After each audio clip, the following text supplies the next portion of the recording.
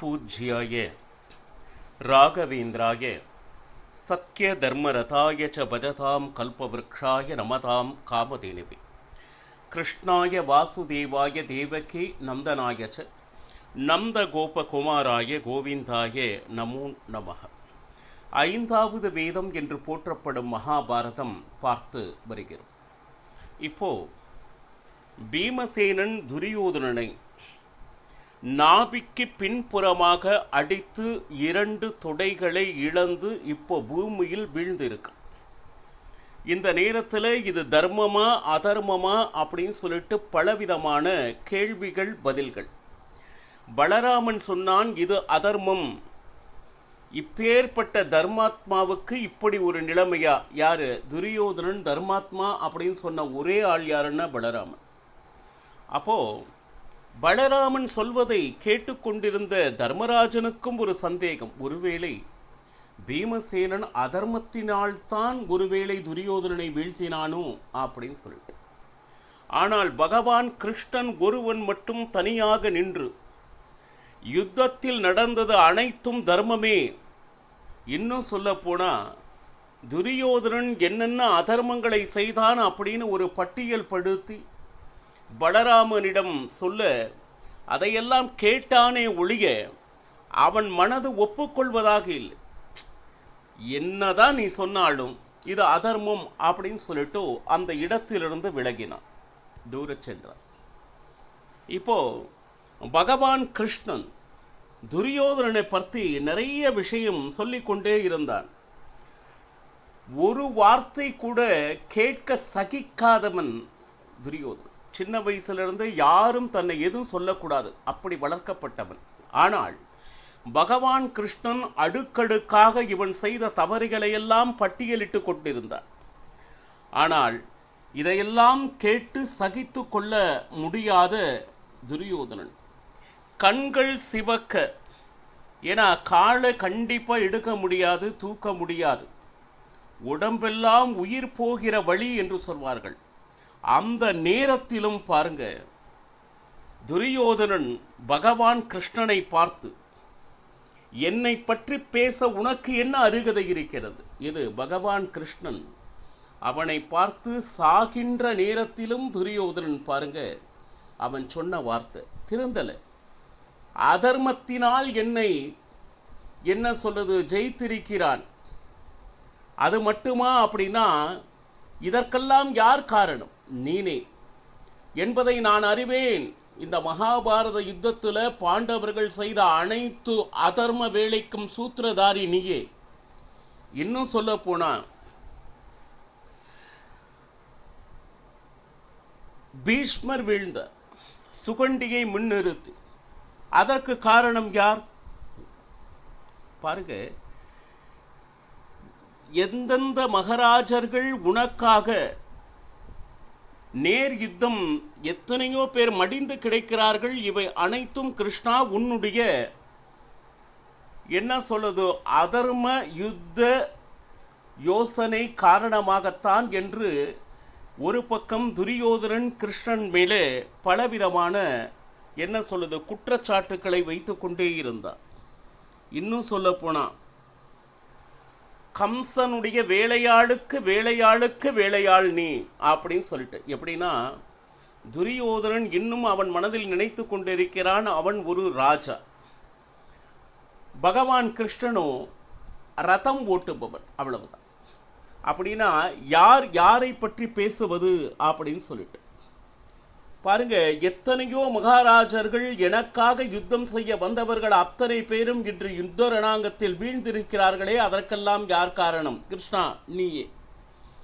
இதை பார்த்தெல்லாம் உனக்கு கருணை வெட்கம் கொஞ்சம் கூட சிறிதும் இல்லையா?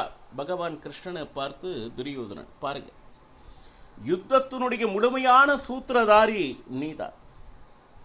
பீஷ்மரை கொன்றது, துரோணரை சாய்த்தது, திருஷ்டத்யும்னனை பாருங்க, மகாக்ரூரி கர்ணன் கவச்சம் இல்லாத நேரத்திலும் பாருங்க திருஷ்டத்யும்னன் பாருங்க எந்த விதமான அஸ்திரமும் இழந்த துரியோதனரை தலையை கொய்தான். எந்த விதத்தில் இது தர்மம்? கர்ணன் கவச்சம் இல்லாது ரதமானது பூமியில் சிக்கிக் கொண்டிருந்த பொழுது கர்ணனுக்கா என்ன சொல்லுது சக்தி ஆயுதம், அந்த ஆயுதத்தை கடோத்கஜன் மேல் பிரயோகப்படுத்த வைத்தவன் நீ தானே.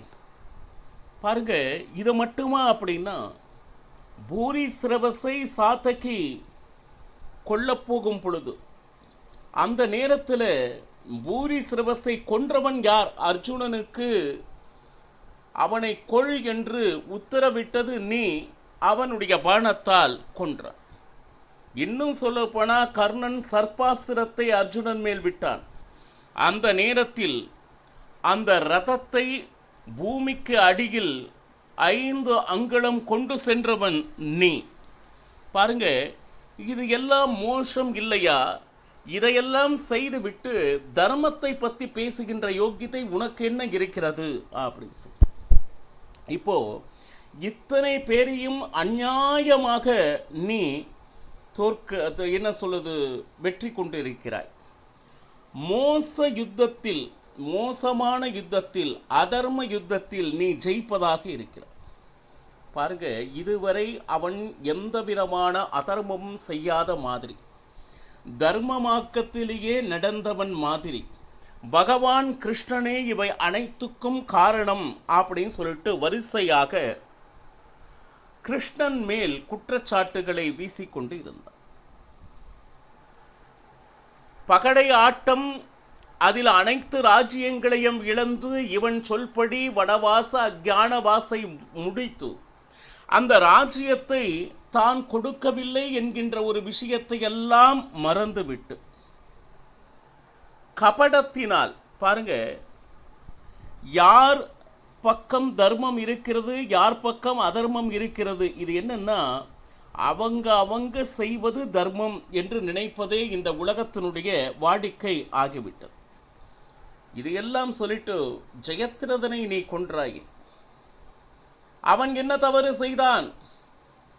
வேண்டுமென்றே உன்னுடைய மாயையினால், மகிமையினால் இல்லை, பக்தர்கள் சொல்வார்கள் மகிமையினால்னு, அசுரர்கள் எப்படி சொல்வாருன்னா மாயை, வேண்டுமென்றே ஏமாற்றி அந்த ஜெயத்ரதனை கொன்ற விதம் எனக்கு தெரியாது என்று நினைத்தாய. பாருங்க, இது மட்டுமா அப்படின்னு கேட்டீங்கன்னா, இன்று என்னுடைய தம்பிகள், என்னுடைய நண்பர்கள், பந்து பாண்டவர்கள் அத்தனை பேரையும் அதர்ம வழியிலேயே நீ கொண்டிருக்கிறாய். இன்னும் சொல்ல போனா இதையெல்லாம் வரிசையாக கேட்டுக்கொண்டிருந்த பகவான் கிருஷ்ணன் வெகுண்டெழுந்து அவன் சில வார்த்தைகளை துரியோதனன் முன் கேட்டிருக்கிறார். இன்று மகாபாரத யுத்தம் நடக்கிறது என்றால் அதற்கு யார் காரணம்? துரியோதனா. கொஞ்சம் நினைத்துப்பார். இன்னும் சொல்ல போனா ஒரு ராஜ்யத்தை நானே ராஜா என்று அனுபவித்துக் கொண்டிருக்கிறாயே, அது யாருடைய ராஜ்யம்? தர்மத்தின்படி அது உன்னுடையதா என்பதை சிந்தி. பிதராஜித சொத்து என்று வழி வழியாக பரம்பரையாக பாண்டவர்களுக்கும் உரிமையுள்ள சொத்தினை நீ ஒருவனாக இருந்து அனுபவிக்கும் போது இந்த தர்மங்கள் எல்லாம் உன்னுடைய கண்களை மறைத்ததா? அது மட்டுமா அப்படின்னா, இந்த யுத்தத்தில் உன் பின் நின்றவர்கள் அத்தனை பேரும் இன்று இறந்து கிடக்கிறார்கள் என்றால் அதற்கு யார் காரணம்? உன்னுடைய பிடிவாதம். நியாயமாக பாண்டவர்கள் கேட்ட ராஜ்யத்தை கொடுக்க மாட்டேன் என்று உன்னுடைய பிடிவாதமே இத்தனை பேரை இந்த யுத்த ரணாங்கத்தில் வீழ்த்தி இருக்கிறது என்கின்ற நினைப்பு உனக்கு கொஞ்சம் கூட வரவில்லையா? நீ வரிசையாக குற்றச்சாட்டுகளை என் மீது வைத்துக் கொண்டிருக்கிறார். இன்னும் சொல்ல போனா இவர்களெல்லாம் எதற்காக இந்த ரணாங்கத்தில் வந்தார்கள்? கொஞ்சம் நினைத்துப்பார். உனக்காக, உன்னுடைய தவறான முடிவினால், எந்த ராஜ்யத்தையும் ஊசி முனை இடம் கூட கொடுக்க மாட்டேன் என்று நல்லவர்களுக்கு நீ செய்த அதர்மத்தினால் இத்தனை பேரையும் பலி கொண்டவன் நீ. இத்தனை பேர் சாவிற்கு காரணமானவன் நீ. பாருங்க, இன்னும் சொல்ல போனா நீ அதர்ம மார்க்கத்தில் நடப்பது அல்லாமல் உன்னையே நம்பி உன் பின்னாடியே வந்த கர்ணனையும் கொன்றாய். காரணம், உன்னுடைய மார்க்கத்தில் அவன் நடந்ததால். இன்னும் சொல்ல போனா, சிகண்டியை முன்வைத்து பீஷ்மரை கொன்றதாக நீ சொல்கிறாய். சிகண்டியை ஒருவனை, இத்தனை கௌரப்படைகள் அத்தனையும் இணைந்து சிகண்டி ஒருவனை உங்களால் தடுக்க முடியவில்லை இல்லையா? அது நிச்சயமாக உன்னுடைய வீரத்திற்கு இழுக்குதானே தவிர, பாருங்க, நீ ஏன் சிகண்டியை தடுக்கவில்லை? நீ நினைத்திருந்தால் சிகண்டியை அந்த இடத்தில் வரவிடாமல் தடுத்திருக்க வேண்டும். இத்தனை மகாரதிகளை வைத்துக்கொண்டு என்ன செய்து கொண்டிருந்தார்? உன்னிடம் வீரமற்ற தன்மம் ஆட்கள் இருக்கிறார்களே தவிர அவர்களிடத்தில் வீரமில்லை.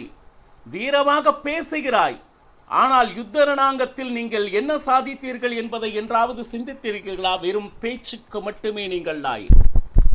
இன்னும் சொல்ல போனா, துரோணாச்சாரியார் இனிமேல் யுத்தம் போதும், இனி நான் யுத்த ரணாங்கத்தில் யுத்தம் செய்வதில்லை என்று அவரே முடிவெடுத்து விட்டார். அப்போ அவர் எடுத்த முடிவுக்கு நாங்கள் எப்படி பொறுப்பாக முடியும்? சிகண்டியை தடுக்காதது உங்களது குற்றம். துரோணாச்சாரியார் அவராகவே அஸ்திர சஸ்திரங்களை தியாகம் செய்ததற்கு நாங்கள் என்ன செய்தோம்? அவர் மனது எடுத்த முடிவு. அதை நீங்கள் அவர் மனதை சரிப்படுத்தி இருக்க வேண்டும். பார், நீ சரியாக நடந்திருந்தால், தர்ம ரீதியில் நடந்திருந்தால், ஏன் சமாதானத்திற்காக நானே வரும் பொழுது அவர்களுக்கு உரிய ராஜ்யத்தை நீ கொடுத்திருந்தால் இத்தனை பேரும் யுத்த ரணாங்கத்தில் இறந்திருக்க மாட்டார்கள். அதற்கு அனைத்திற்கும் மூல காரணம் நீதான். இன்னும் சொல்ல போனா, இந்த சொத்து அனைத்தும் நீ சம்பாதித்ததா துரியோதனா? பிதராஜித மற்றும் பாண்டவர்கள் தாங்களாக 8 திக்கிலும் சென்று வென்று அத்தனை செல்வங்களையும் கொண்டு வந்து திருதராஷ்டிரனிடம் கொடுத்தார்கள். நியாயமாக பொறுத்தால் அது பூரணமாக அனுபவிக்க வேண்டியவர்கள் பாண்டவர்கள். அவர்கள் சொத்தின் மேல் நீ அரியணையை போட்டுக்கொண்டு நான் ராஜா என்று சொல்லிக்கொள்ள உனக்கு வெட்கமாக இல்லை? நீ தர்மத்தை பற்றி என்மேல் குற்றச்சாட்டுகளை கூறுகிறாயா? அது மட்டுமல்ல, இன்னும் சொல்ல போனால் மோசத்தினால் அத்தனை ராஜ்யத்தையும் எடுத்து கொண்டவன் நீ. உன்னுடைய புத்தி ஆரம்பத்திலிருந்து நல்ல புத்தி இல்லை துரியோதனா. உன்னுடைய கெட்ட புத்தியால் நீ மட்டும் அல்லாமல் உன்னை நம்பி இருக்கிறவர்கள் அத்தனை பேரையும் இன்று சாவின் விளிம்பிற்கு இல்லை, செத்து மடிந்து கிடக்கின்றனர். அது மட்டுமா? பாருங்க, உன்னுடைய தர்மம் என்ன என்பதை நான் சொல்லி தெரிய வேண்டியதில்லை. இந்த உலகத்திற்கு தானாக தெரியும். ஆரம்பத்திலிருந்தே பாண்டவர்கள் சாக வேண்டும், பீமனுக்கு விஷம் கொடுத்தாயே, இது தர்மத்தின் செயலா? இது உலகத்தில் அந்த தர்மம் என்னால் என்ன என்று நீ போதித்த தர்மம் இதுதானா? பாருங்க, அது மட்டுமா அப்படின்னு கேட்டா, பாண்டவர்கள் அனைவரும் சாக வேண்டும் என்று மெழுகு வீட்டினை கட்டி அதில் தீ வைத்து அத்தனை பேரையும் சாகடிக்க வேண்டும் என்பதுதான் உலகத்திற்கு நீ சொல்லி தந்த தர்மமா? தர்மத்தை பற்றி பேசுகிறாயே. இதெல்லாம் நடக்கும் பொழுது தர்மத்தின் ஞாபகம் உனக்கு கொஞ்சம் கூட வரவில்லையா துரியோதனா? தர்மத்தை பற்றி பேசுவதற்கு உனக்கு என்ன யோக்கியத்தை இருக்கிறது? துச்சாசனன் சபைதனிலே திரௌபதியை இழுத்து வரும் பொழுது பாருங்க, அந்த நேரத்தில் ஆண்டோர்கள் சான்றோர்கள் எத்தனை பேர் நல்ல நல்ல புத்திமதிகள் சொன்னார். விதுரன் தன்னுடைய பங்கிற்கு எவ்வளவோ முறை திருதராஷ்டிரனும் உன்னிடமும் மன்றாடி கேட்டிக்கொண்டான். ஆனால் அவனுடைய வார்த்தைகளை நீ கொஞ்சம் கூட மதிக்கவில்லை. நீ தர்மத்தை பற்றி பேசுகிறாயா? இன்னும் சொல்ல போனா, உன்னை இத்தனை வருடம் விட்டதே மிகப்பெரிய பாவம். இன்னும் சொல்ல போனா, உன்னுடைய தம்பிகள் ஒவ்வொருவரும் யார் யார் இறந்தார்கள், எப்படி இறந்தார்கள் என்பது உனக்கு தெரியுமா? அதற்கு அனைத்திற்கும் காரணம் நீனே. பாண்டவர்களை வஞ்சகமாக பகடை ஆட்டத்திற்கு வரவழைத்து பாருங்க, அனைவரையும் பாண்டவரை எள்ளி நகையாடி வச்சாங்க இல்லையா? அனைவரையும் கேளிக்கைக்கு உட்பட்டு அனைவரும் அவமானப்படுத்தினார்களே பாண்டவர்கள். அதனுடைய விளைவுதான் இன்று அனைவரும் மடிந்து கிடக்கிறார்கள். அதற்கு மூல காரணமும் நீ. இன்னும் சொல்லப்போனா உன்னுடைய வம்சத்தினுடைய நாசத்திற்கு வேர் நீயே துரியோதனன். ஜெயத்ரதனை பத்தி பேசுறா. அவன் ஏதோ மிகப்பெரிய தர்மாத்மா மாதிரி பேசிக் கொண்டிருக்கிறாய் துரியோதனா. வனவாசத்தில் இருக்கும் பொழுது ஜெயத்ரதன் 5 மனைவியான திரௌபதியை அபகரித்து போனவன் இவன்.